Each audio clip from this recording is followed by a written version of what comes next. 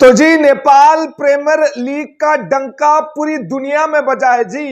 तो जी आज Nepal premier league खत्म हो गया है, लेकिन मैं आपको बता दूं नेपाल क्रिकेट बोर्ड के लिए, नेपाल के लिए Nepal premier league most successful league हो गई है जी।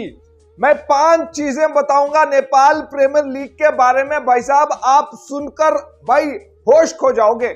तो जी पहली बात मैं आपको बताऊं, जब नेपाल क्रिकेट बोर्ड ने नेपाल प्रीमियर लीग का अनाउंसमेंट किया था, उस वक्त कई लोग कह रहे थे यार कोई इतना बड़ा रिस्क कैसे ले सकता है, यार एक एसोसिएट टीम अपनी लीग कैसे स्टार्ट कर सकती है। ये बहस छिड़ गई थी अराउंड द ग्लोब, और कुछ फैंस भी थे वो कह रहे थे कि भाई फ्लॉप होगी नेपाल प्रीमियर लीग, इतना बड़ा रिस्क ना लिया जाए, ना जी ना।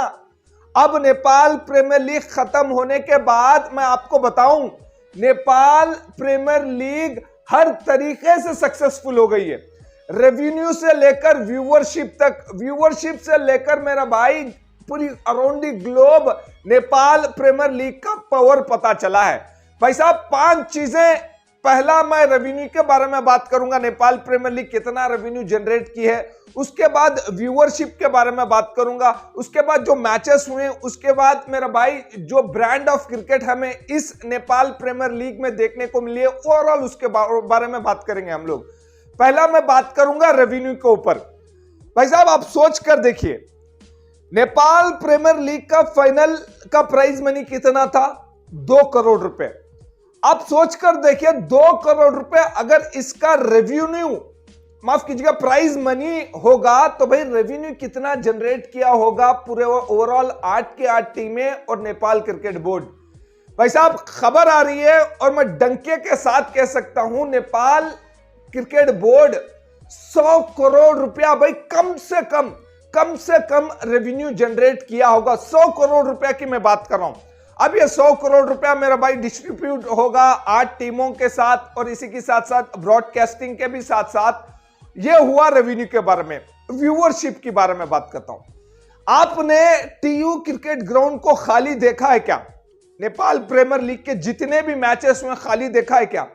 और मैं व्यूअरशिप वॉच कर रहा था टेलीविजन में, जब ये मैचेस दिखाए जा रहे थे, कम से कम बताया जा रहा मेरा भाई अराउंड द ग्लोब 100 से 200 मिलियन व्यूअरशिप आई होगी। 100 से 200 मिलियन की बात कर रहा हूं।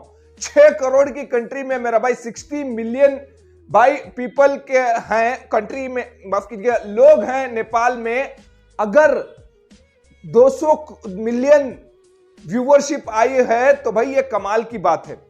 और मैं अगर बात करूं ब्रांड ऑफ क्रिकेट की, नेपाल में जो क्वालिटी देखने को हमें मिली है नेपाल प्रीमियर लीग में, बावजूद इंटरनेशनल प्लेयर ना होने के, भाई आईसीसी ने कुछ स्टिक रूल्स भाई लगाए हुए थे नेपाल प्रीमियर लीग के ऊपर, वरना भाई अब के जो इंटरनेशनल स्टार्स है ना, उनको भी नेपाल क्रिकेट बोर्ड या नेपाल की टीमें कोशिश करती भाई लेकर आकर खिलवाने की, लेकिन ब्रांड ऑफ क्रिकेट भी टॉप लेवल में थी जी।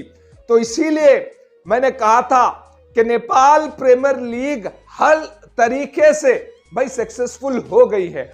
और उन लोगों के मुंह पे ये तमाचा है मेरे भाई, जो लोग कह रहे थे Nepal premier league associate league है, भाई साहब एसोसिएट टीम कैसे लीग स्टार्ट कर सकती है, ये उन लोगों के मुंह पे तमाचा है मेरे भाई। और मैं डेफिनेटली वहां पर जिसने ये प्लान किया होगा ना नेपाल प्रीमियर लीग स्टार्ट होने का, उसको मैं सैल्यूट करना चाहता हूं, क्योंकि उसी की दिमाग की वजह से, ब्रांड की वजह से आज मेरा भाई नेपाल प्रीमियर लीग का डंका पूरी दुनिया में बज रहा है, और नेपाल वालों का क्रेज पता चला है क्रिकेट को लेकर। खुद शेखर धवन को भाई इन्होंने बुलवाया, जेम्स निशम जैसे प्लेयर को इन्होंने बुलवाया, उसके बाद मार्टिन गप्टिल जैसे प्लेयर को इन्होंने बुलवाया। इसकी वजह से नेपाल प्रीमियर लीग आज हर तरीके से सक्सेसफुल हो गई है, और मुझे लगता है ये तो शुरुआत है जी। आगे आगे अब देखिए, पिक्चर अभी बाकी है। पहले सीजन में ही इतना कमाल, तो आप सोच कर देखिए दूसरे और तीसरे सीजन में क्या होने वाला है नेपाल प्रीमियर लीग का। और हाँ जी हाँ, मैं यहाँ इंडिया से हूँ, इंडिया में भी कई बार इसके चर्चे हुए नेपाल प्रीमियर लीग के बारे में, स्क्रीनशॉट लगा डालूंगा बाद में। ये सच्चाई है और हो सकता है नेपाल प्रीमियर लीग 2-3 साल में एशिया की दूसरी बेस्ट लीग बने। तो जब दूसरी की मैं बात करता हूं तो लोग कहते हैं यार पहली क्यों नहीं, हो सके नेपाल प्रीमियर लीग पहली लीग बने एशिया की। फेसबुक पेज को जरूर फॉलो कर लीजिएगा।